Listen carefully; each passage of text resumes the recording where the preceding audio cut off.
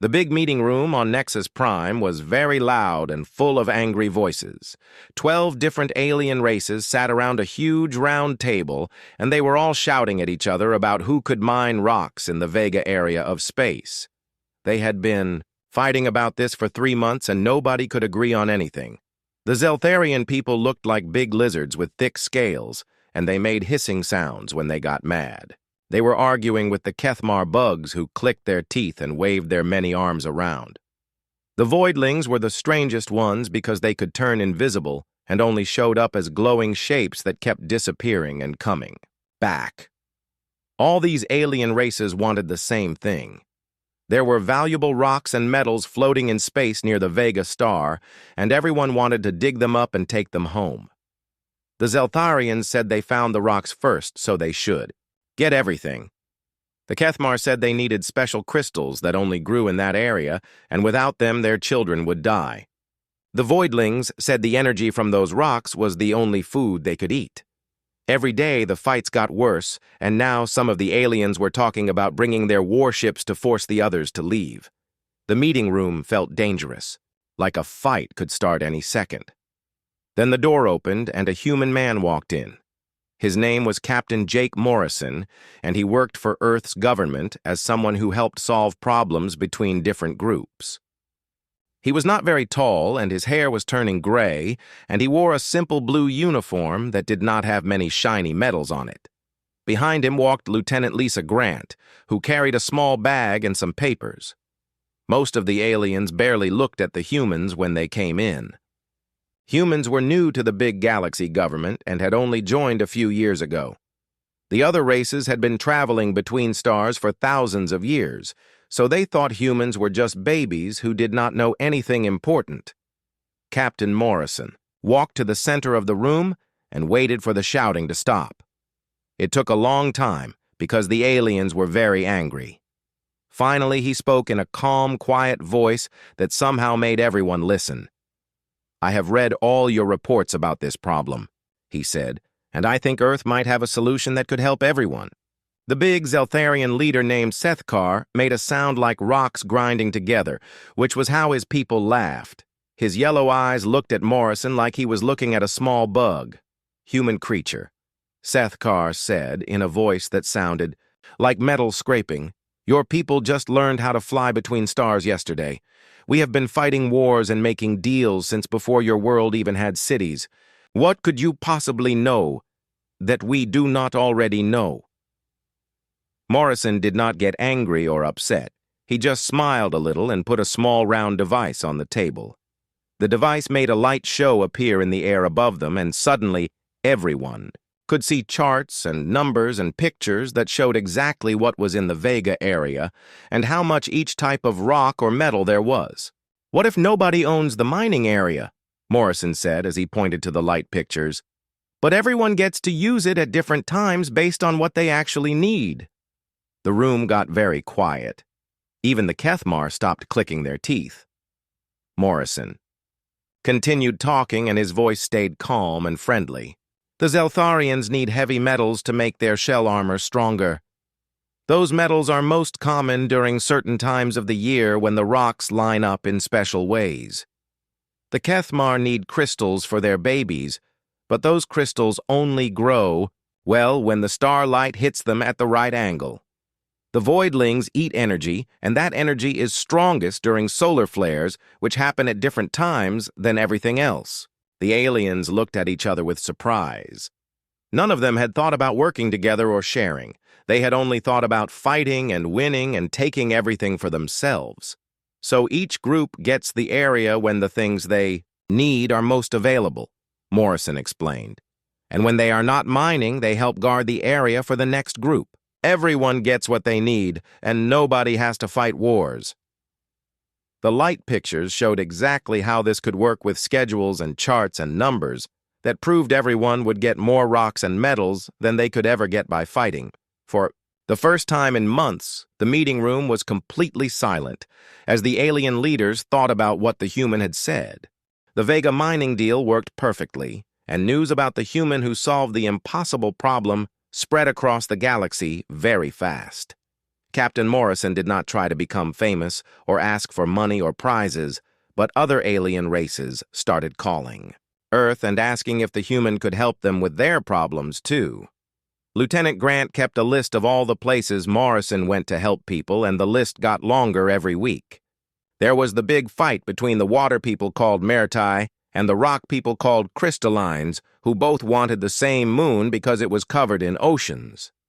Morrison suggested they build machines that could suck water out of gas planets instead, so there would be unlimited water for everyone, and the moon could become a place where scientists from both races could work together. The fleet clans were space people who never stayed in one place and always kept moving their ships around the galaxy. The hive minds were the opposite because they liked to stay in the same place and build big cities and never leave. Both groups needed to use the same space roads to travel and trade, but their ships kept crashing into each other because they moved in totally different ways.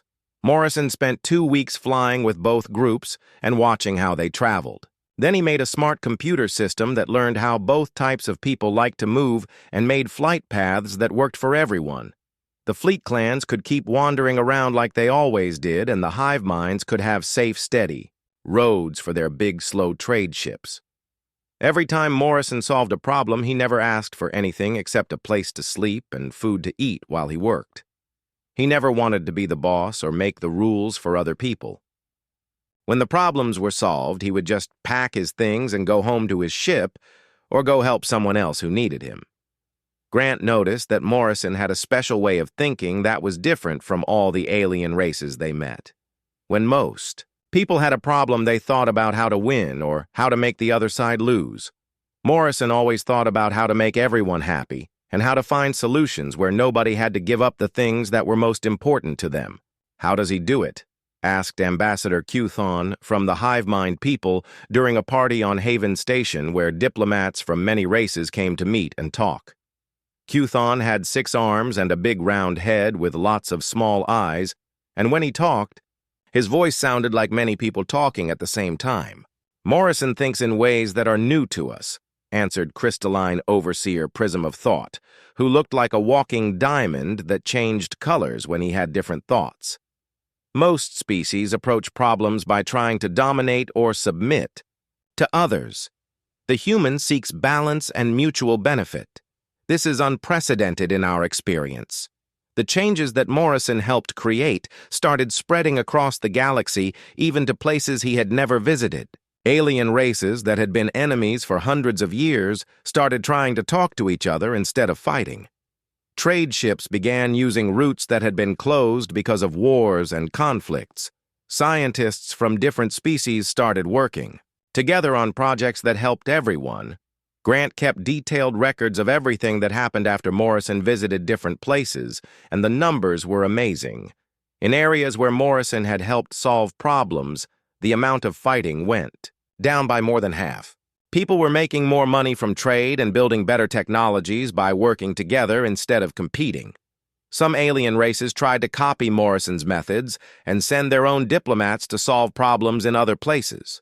A few of them were successful, but none of them were as good as Morrison at finding solutions that made everyone happy. They were still thinking like their own species, instead of thinking like Morrison, who somehow understood what every different type of person needed most. The warrior caste people were born fighters who loved battles and competition, and they had trouble understanding Morrison's peaceful ways. But even they started to respect him after he helped them solve a problem with the peaceful shepherds who never fought anyone and spent all their time taking care of animals and growing plants. Both groups lived near the same star system, and the warriors kept accidentally destroying the shepherds' farms with their war games and training exercises. Morrison did not tell the warriors to stop fighting or tell the shepherds to move somewhere else. Instead, he helped them design special shields and barriers that let the warriors practice their battles in one area while keeping all the plants and animals safe in another area. The warriors got better training grounds than they ever had before, and the shepherds could take care of their creatures without worrying about explosions and laser fights. Morrison's reputation grew bigger and bigger until alien children on distant Worlds knew stories about the human who could solve any problem without fighting. Diplomats from across the galaxy started studying recordings of Morrison's negotiations to learn his techniques. Universities began teaching classes about human-style problem-solving, but Morrison himself stayed exactly the same. He still wore his simple blue uniform and lived on his small Earth ship with Grant and a few other humans. He still spoke quietly and listened more than he talked, and never tried to make himself seem more important than anyone else. He just kept traveling from place to place, helping people who could not figure out how to get along with each other. The galaxy was becoming a more peaceful place, and it was all because one human had learned how to help people find ways to share instead of fight. The emergency signal came from the edge of known space, where the last inhabited planet sat alone in the dark between star systems. The message was short and terrifying, and it made every alien race in the galaxy stop what they were doing and pay attention. The Devourers had returned after being gone for 1,000 years. The Devourers were not living creatures like the other races in the galaxy. They were machines that ate planets and turned everything into more machines just like themselves. A long time ago, they had consumed entire star systems and whole civilizations before finally disappearing into the empty space between galaxies. Most people thought they were gone forever, but now they were back and they were hungry. The first planet they attacked was called Rim World 7, and it had 3 million people living on it. The Devourers arrived in ships that looked like giant metal spiders, and they began taking apart everything on the planet piece by piece. They ate the buildings and the roads and the trees and even the rocks and dirt until nothing was left except more Devourer ships. By the time the galaxy's armies could respond, the Devourers had already eaten 6 whole worlds and were moving toward more populated areas. Supreme Admiral Vexthul of the warrior caste took command of the biggest military force ever assembled. 2 million ships from 37 different alien races came together to fight the machine plague.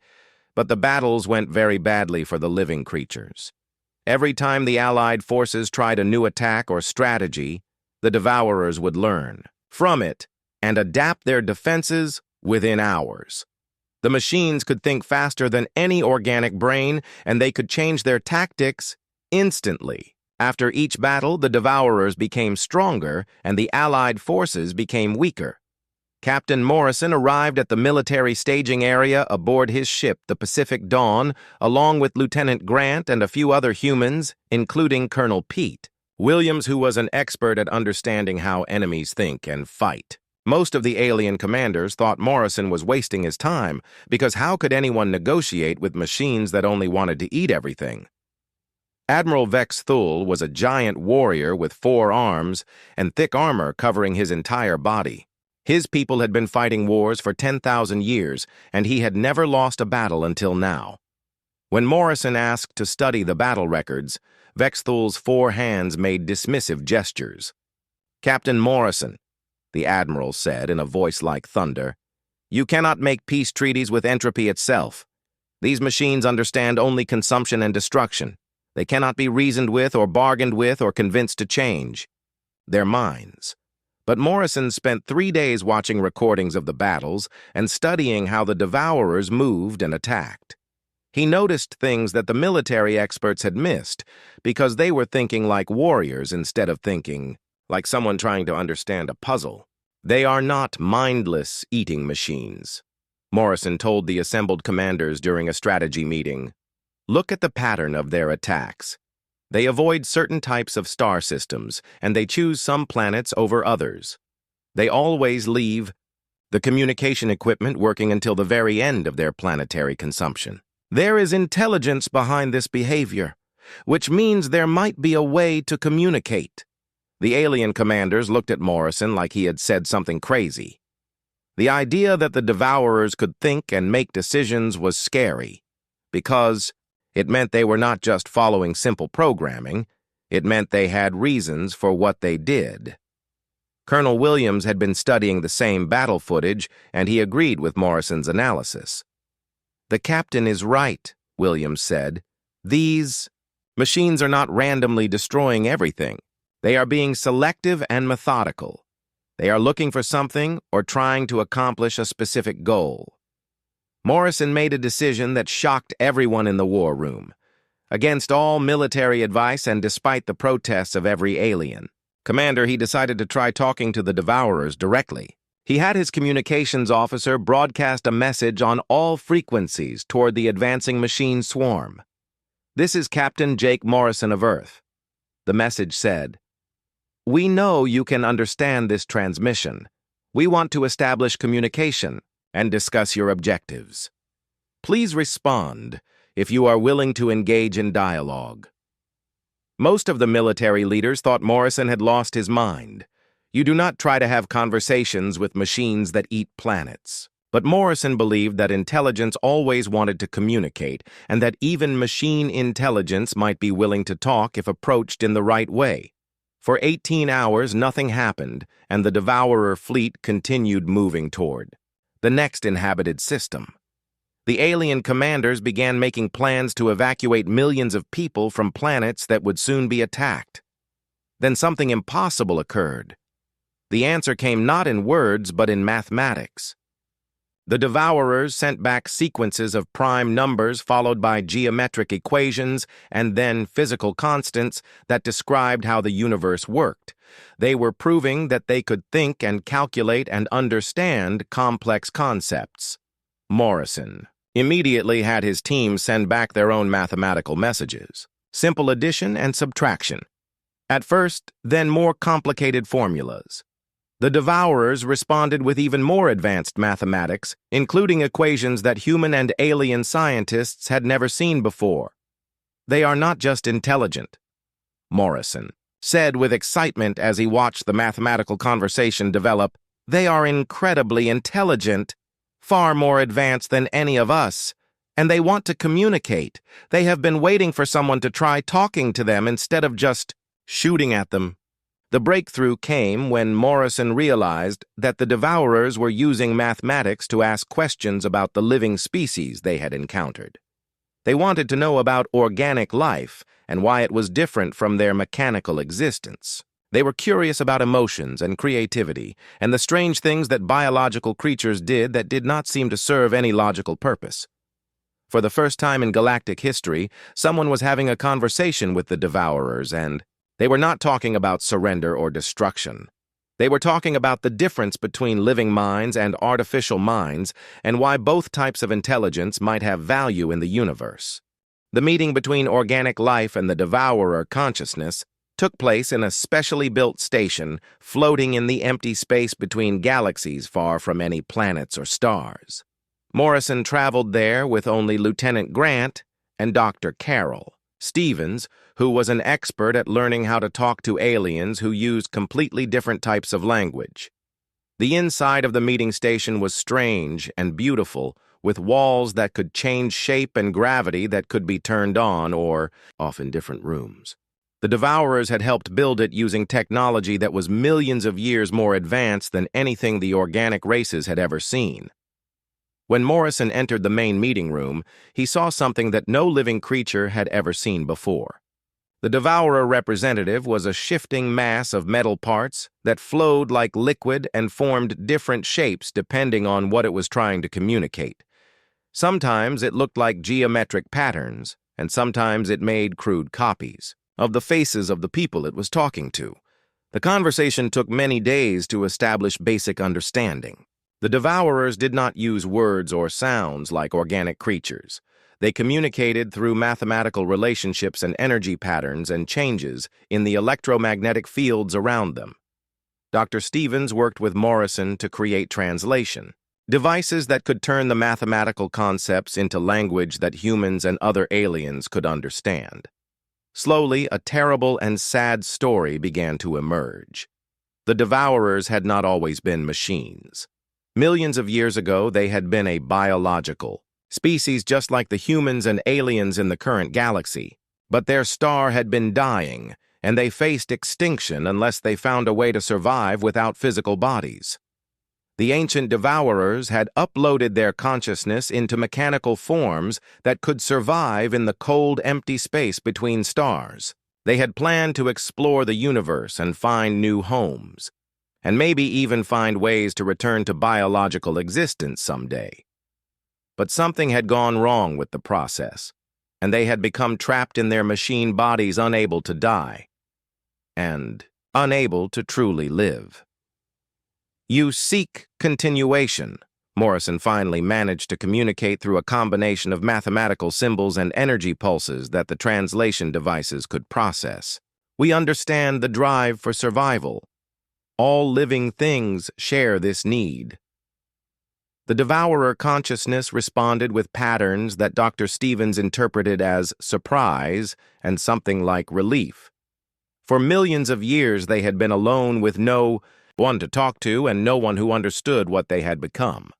They consumed matter not because they were evil or malicious, but because they desperately needed raw materials to maintain their mechanical bodies and to search for others like themselves. Morrison realized that the Devourers had never encountered a species that tried to understand them rather than simply fight them or run away. Every organic race they had met had immediately assumed the worst and attacked them, which forced the Devourers to defend themselves and continue their consumption patterns. "What if there was another way?" Morrison suggested through the translation system. "What if you could get the materials you need without destroying inhabited worlds? What if organic species could help you search for others like yourself while you help us with your advanced technology?" The idea was revolutionary and dangerous. Morrison was proposing that the galaxy's organic species work together with the machines that had been their greatest fear for 1,000 years. He was suggesting that instead of fighting, they could cooperate and both sides could benefit. The negotiations were incredibly complex because Morrison had to convince both the Devourers and the organic species that this partnership could work. The Devourers had trouble understanding why organic life would want to help them when it would be easier to just keep fighting or hide from them. The organic species could not believe that the dreaded planet eaters could be reasoned with or trusted. Morrison spent 3 weeks going back and forth between the Devourer consciousness and delegations from all the major alien races. He had to explain to the aliens that the Devourers were not monsters, but rather the last survivors of a species that had made desperate choices to avoid extinction. He had to explain to the Devourers that organic life was not just raw material, to be processed, but rather conscious beings with their own hopes and fears and dreams. The breakthrough came when Morrison suggested a practical test. There were hundreds of dead star systems throughout the galaxy that had no planets with life on them, but contained enormous amounts of the metals and energy that the Devourers needed. If the Devourers could get what they needed from these empty systems, then they would not have to attack inhabited worlds. In exchange, the organic species would share their knowledge of the galaxy and help the Devourers search for any other uploaded consciousnesses that might be hidden in the vast reaches of space.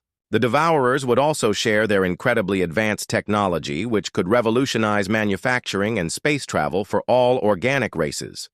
When the treaty was finally signed, it represented something that had never happened before in galactic history. Former enemies who had been locked in a cycle of fear and violence for 1,000 years were agreeing to work together for mutual benefit. The Devourers would become partners instead of predators, and the organic races would gain access to technology that could improve life for trillions of beings. The first joint projects between organic life and the Devourers were small and careful. Devourer mining ships worked alongside organic survey teams to harvest materials from dead asteroids and empty moons. Organic scientists studied Devourer manufacturing techniques while Devourer consciousness learned about biological creativity and the strange concept of art. Within months, the partnership was producing results that amazed everyone involved. New types of spacecraft that could travel faster than ever before. Manufacturing systems that could create complex materials from basic elements. Energy sources that were clean and unlimited. Most importantly, both sides began to understand each other in ways that had never been possible when they were enemies. 5 years after the Devourer peace, the galaxy had changed in ways that nobody could have imagined. The partnership between organic life and mechanical consciousness had created a golden age of prosperity and discovery that reached every inhabited world from the galactic core to the outer rim territories. Trade routes that had been dangerous for centuries became safe highways protected by devourer technology and organic diplomacy working together. Planets that had struggled to produce enough food for their people now had unlimited energy and advanced manufacturing systems. Diseases that had killed millions were cured by combining biological knowledge with mechanical precision. Captain Morrison had become the most respected and famous person in the galaxy, even though he still lived simply aboard the Pacific Dawn and continued to work as a mediator for disputes between different groups. Alien children learned his name in school, and parents told stories about the human who taught the galaxy how to choose cooperation over conflict. Every major alien race had offered Morrison incredible rewards for his service. The Zeltharians wanted to give him an entire star system to rule. The Crystallines offered to build him a palace made from the rarest gems in the universe. The warrior caste wanted to make him their supreme general with command over all their military forces. Morrison had politely refused every offer and continued to do his work without asking for payment beyond basic travel expenses and simple meals. Then came the day that changed everything. The Eternal Assembly revealed themselves for the first time in recorded galactic history. These beings had transcended physical existence millions of years ago and existed as pure energy and consciousness. They were so advanced and powerful that most species considered them to be gods or legends, but they were real, and they had been watching the galaxy develop for eons. The meeting took place on Epsilon Sanctum, a world made entirely of living crystal that sang with harmonious music when the wind blew through its formations. Representatives from every known species gathered to witness something that had never happened before. The Eternals had never directly contacted the younger races, and nobody knew why they were appearing now. The Eternal Assembly's representative materialized as a column of shimmering light that constantly shifted through colors that organic eyes could barely perceive. When it communicated, the words appeared directly in the minds of everyone present without passing through their ears. "Captain Jake Morrison of Earth," the being said, and its voice felt like music made from starlight. "Your actions have brought unprecedented peace and unity to this galaxy. Your wisdom has transformed chaos into harmony and division into cooperation. We offer you the greatest honor possible." Morrison stood quietly in the crystal chamber surrounded by the most powerful leaders in the galaxy. Lieutenant Grant stood beside him along with the other humans who had served with him throughout his diplomatic career. Everyone waited to hear what the Eternals would say next. "Join us," the Eternal continued. "Transcend your physical form and become one with our consciousness. Gain immortality and infinite wisdom. Guide this galaxy forever with the power to ensure that peace and prosperity will never end." The offer was beyond anything that had ever been given to a mortal being. The Eternals were offering Morrison the chance to become a god with unlimited power and eternal life. He would be able to watch over the galaxy for millions of years and make sure that conflicts never again threatened the harmony he had helped create. Every alien leader in the chamber looked at Morrison with expressions of awe and envy. To refuse transcendence from the Eternal Assembly was unthinkable. In all of recorded history, no one had ever been offered this honor, and certainly no one had ever turned it down. Morrison stood silently for several minutes while everyone waited for his answer. The crystal formations around them hummed with anticipation, and even the Eternal Assembly's light form seemed to pulse with expectation. Finally, Morrison spoke in the same quiet voice that had become famous across the galaxy for solving impossible problems and ending ancient conflicts. "I am deeply honored by your offer," he said, "and I am grateful that you think I am worthy of such a gift, but I must respectfully decline." The shock that rippled through the assembled delegates was like a physical force. Gasps and exclamations came from dozens of different species as they tried to process what they had just heard. Even the Eternal Assembly's representative flickered with what might have been surprise or confusion. Ambassador Sethkar of the Zeltharians was the first to find his voice. His scaled features reflected genuine bewilderment as he stared at Morrison. "You refuse immortality," he asked in disbelief. "The power to maintain eternal peace and guide the galaxy forever. How can any rational being make such a choice?" Morrison looked around the chamber at all the alien faces staring at him with confusion and shock. These were representatives of species that had been bitter enemies just a few years ago, but now worked together as friends and partners. They had learned to cooperate instead of fight and to seek understanding instead of dominance. "That is exactly why I have to say no," Morrison replied with a gentle smile. "Peace is not something you maintain through power or control. True peace is something you choose every day as equals working together to solve problems." He gestured toward the assembled delegates and continued speaking in his calm, measured way. "Look around this room. You do not need me to make good choices. You never did. All I did was help you remember that talking to each other works better than fighting each other. If I become immortal and all-powerful, then your future choices would not really be your choices anymore. They would be mine. The Eternal Assemblies." Representative pulsed with colors that had no names in any organic language. "But without permanent guidance, conflicts will surely arise again. Wars may return to disturb the peace you have created." Morrison nodded thoughtfully. "Maybe they will," he agreed. "But when problems come up, you will handle them yourselves. Because now you know that cooperation works better than conflict. You have learned that understanding your enemies is better than destroying them. That knowledge does not disappear just because I am not here to remind you of it." Lieutenant Grant stepped forward and spoke for the first time during the ceremony. She had served as Morrison's aide throughout his entire diplomatic career and had watched him solve conflicts that everyone said were impossible to resolve. "Captain," she said, "the entire galaxy wants to honor what you have accomplished. You have given us all a better future. Do you not think you deserve some recognition for that?"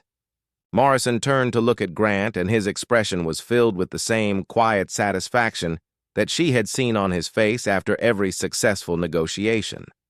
But this time there was something else there, too. A sense of completion, as if he had finished the work he was meant to do. "The honor is seeing this," he said, as he gestured around the chamber full of former enemies who now stood together as allies. "The honor is knowing that we can all choose to be better than we used to be. That is worth more than any reward or title or power." Morrison walked toward the exit of the crystal chamber, and Grant fell into step beside him along with Dr. Stevens and Colonel Williams and the other humans who had helped him change galactic history. Their footsteps echoed softly off the singing crystal walls as they moved toward the door. "Where will you go?" asked Crystalline Overseer Prism of Truth, whose diamond body was flashing with colors that indicated deep curiosity and concern. Morrison paused at the threshold and turned back to face the assembled delegates one last time. His simple blue uniform looked plain and ordinary compared to the elaborate robes and armor and energy forms of the alien representatives, but somehow he seemed more important than any of them. "Home," he said simply. "Back to Earth. Lisa has grandchildren she has never met because she has been traveling with me all these years. Carol has a research project about alien languages that she wants to finish. Pete has a farm waiting for him where he can grow vegetables and raise animals. As for me, I heard there is a small dispute between two fishing towns about water rights. Nothing that will change galactic history, just people who need help figuring out how to share." The delegates watched in complete silence as the human diplomatic team walked out of the chamber and boarded their modest Earth vessel. There were no ceremonies or speeches or grand farewells. They simply left the same way they had arrived so many years ago, quietly and without asking for anything in return. Within hours, every news network in the galaxy was broadcasting the same story. The human walked away became the most famous headline in galactic history. Morrison had been offered godhood and chosen to remain mortal. He had been offered unlimited power and chosen limited service. He had been offered the chance to control the galaxy's destiny and chosen to trust the galaxy to control its own future. Years passed and new conflicts did arise just as Morrison had predicted they would. But something remarkable happened each time. Instead of immediately resorting to violence or threats, the different species would remember Morrison's example and try to find solutions through discussion and compromise. When the hive minds had a disagreement with the fleet clans about mining rights in a new star system, they spent 3 weeks talking about different options instead of sending warships. When young Zeltharian warriors started causing problems with their training exercises, the older leaders sat down with representatives from affected planets and worked out better arrangements. The phrase, "What would Morrison do?" became common in diplomatic circles across the galaxy. Not because people were trying to copy his specific techniques, but because they remembered his most important lesson. The understanding that real strength sometimes means stepping back and that true leadership sometimes means refusing to lead. The Devourers continued their partnership with organic life, and their joint projects produced wonders that benefited everyone. New colonies were established using Devourer construction technology. Diseases were eliminated using hybrid biological-mechanical medical systems. Art and music reached new heights as organic creativity combined with mechanical precision. But the most important change was not technological. It was the simple fact that when problems arose, the first response was to try talking instead of fighting. Species that had never met before would send diplomatic messages before military threats. Trade disputes were resolved through negotiation instead of blockades. The galaxy had learned Morrison's most human lesson, that helping someone does not mean making them dependent on you. It means helping them become independent of everyone, including you. That the greatest gift a leader can give is not their continued presence, but the confidence that their followers do not need them anymore. On Earth, in a small coastal town, Morrison helped 2 groups of fishermen resolve their argument about who could use which parts of the harbor. The solution was simple and obvious once both sides sat down and talked about what they actually needed instead of what they thought they deserved. The fishermen shook hands and went back to their boats, and Morrison walked home to his small house near the water. Sometimes at night he would stand on his porch and look up at the stars, knowing that somewhere out there, aliens who used to be enemies were working together to solve their problems. He would smile the same quiet smile that had once been famous across the galaxy, and then go inside to read a book or watch the news from his old neighborhood. The galaxy was better because he had been there. It was better still because he had left. Heroes eventually have to go home so that everyone else can learn to be heroes too. The human had walked away, and the galaxy would never forget the lesson he taught them. That sometimes the most important thing you can do is trust other people to do the right thing even when you are not there to watch them do it.